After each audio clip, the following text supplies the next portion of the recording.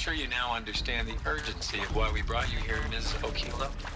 Captain Okilo, are you trying to thank me for not resisting? I believe we couldn't negotiate a diplomatic solution. When it came to my country's lithium, it was always a swarm that would be sent to negotiate. Metallurgic International, US Robot Command. The markings changed, but the robots were the same. You have had considerable experience in human-robot conflict. Yes, and I've got the prosthetic limbs to show it. Yet I continue to face this horror, even though the challenge was great. Cyber warfare. I thought Zero Dawn would be a Manhattan project to generate the deactivation codes. With the resources I had, I estimated code breaking to be a hopeless endeavor. I was almost looking forward to being proved wrong.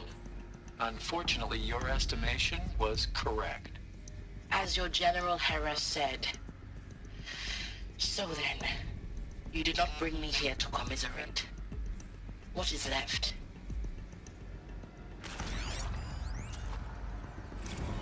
Look, let's cut the mystery. You're building a colony ship. It's obvious. And it's not gonna fly. I mean, literally. Remember the Odyssey? That multinational heap of space junk that's been in graveyard orbit since '57?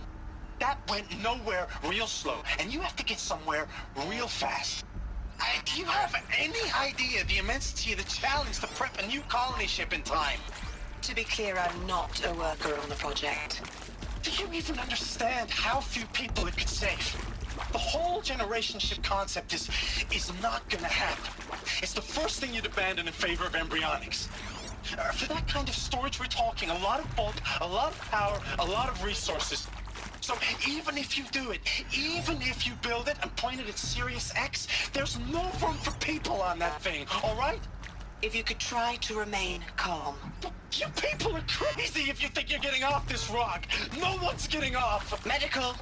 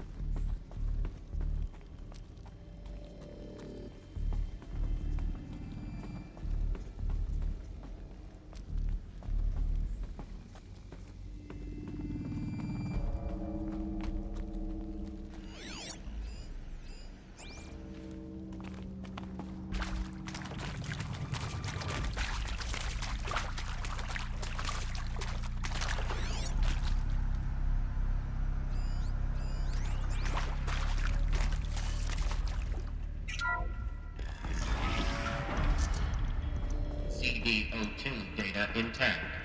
Initiating playback. Elizabeth Sobek. You've heard the bad news, and it's all true. The Pharaoh Plague is devouring the biosphere. Life itself will cease to exist. But does that have to be the end? What if we could give life a future? What if we could build a kind of seed from which, on a dead planet, life could blossom anew? This is the aim, the hope, of Project Zero Dawn. To create a super-intelligent, fully automated terraforming system and bring life back from lifelessness. What would such a system require? At its core, it would need a true AI, fully capable of making the trillions of decisions necessary to reconstitute the biosphere. An immortal guardian, devoted to the reflourishing of life. We call it Gaia. Mother Nature as an AI. But that's just the core of the system. She will need to be surrounded and empowered by a comprehensive suite of subordinate functions. Think of them as extensions of Gaia's mind, each dedicated to a specific purpose. Now, these aren't AIs, but make no mistake, each presents an engineering challenge more profound than anything the human species has ever before attempted. Hardware that preserves and then gestates the billions of seeds and embryos from which life will be reborn. The construction of underground facilities to hold it all. And that's just the start. We don't have to build the entire system. The beauty of a fully automated terraforming system is that it can build itself. Now, over the days to come, you'll learn how all these functions, all these pieces that you'll be working on, fit together. How we'll race the clock to execute our harvest initiatives, write the software, build the tech and the facilities. How we'll lock it down and seal it up before the inevitable occurs. But even more important, you'll know how it doesn't end here. How Gaia will generate those deactivation codes General Harris talked about, and build the transmission arrays to broadcast them, shutting down the Pharaoh robots for good. How Gaia will not just build, but imagine any conceivable robot it needs to do its work across centuries. From detoxifying the Earth's ravaged atmosphere and poisoned seas, to the regreening of the Earth from cryopreserved seed stalks, to rewilding the Earth with animal life. And then, when all that is done, how a new generation of human beings, spawned at cradle facilities around the globe, will partake of Apollo, the vast archive of human knowledge and cultural achievement from which they will learn of us, our world. And most important, how not to repeat our mistakes. It's not an impossible dream. It is within our grasp if we work tirelessly and stop at nothing to achieve it. We can't stop life from ending. But if you will help me, help Gaia, we can give it a future. Join me and help make that future real.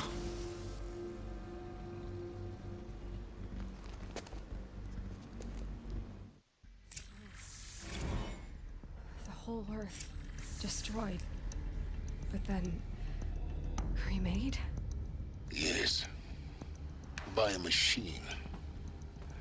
A machine of creation. Elizabeth did this. For life. For us. But why Hades then? If it was part of Gaia, how did it end up in the wreckage of a Pharaoh robot? And why does it want to kill me?